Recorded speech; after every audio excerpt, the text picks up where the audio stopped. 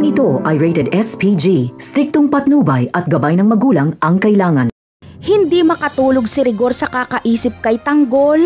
Kaya sinabi niya kay Marites na bukas daw ay aalamin niya kung nakatakas nga ba talaga si Tanggol sa kulungan. Siya mismo ang pupunta sa koreksyonal para malaman niya ang totoo.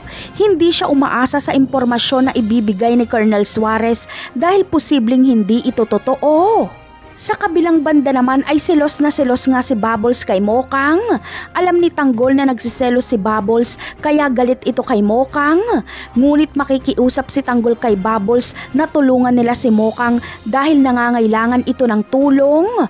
Ngunit ang problema ay paano maitatago ni Tanggol si Mokang kay Ramon gayong makapangyarihan si Ramon at kailangan nang bumalik ni Tanggol sa kulungan.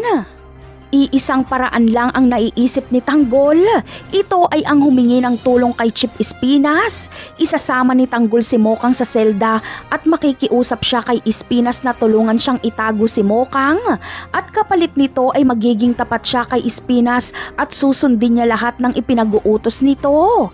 Pabor naman ito kay Espinas dahil may pangahawakan na naman siya para hindi siya traidorin ni Tanggol.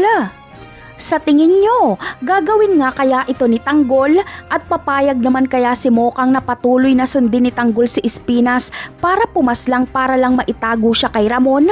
Malamang ay hindi ito hahayaan ni Mokang kaya mas gugustuhin niya pang bumalik kay Ramon kesa patuloy na gumawa ng masama si Tanggol para lang sa kanya.